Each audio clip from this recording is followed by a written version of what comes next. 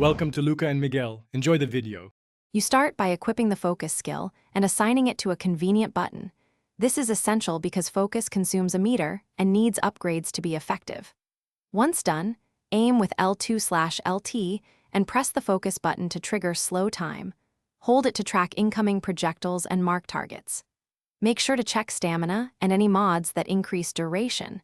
Doing this early prevents wasted activations and lets you plan shots during tense encounters. You should activate focus when multiple enemies cluster or a juggernaut appears.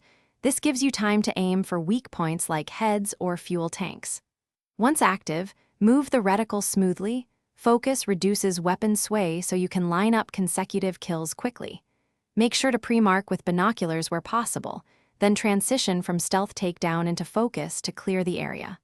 Also, swap to high-damage weapons inside focus. For maximum efficiency, when you finish lining up shots, release the focus button to fire.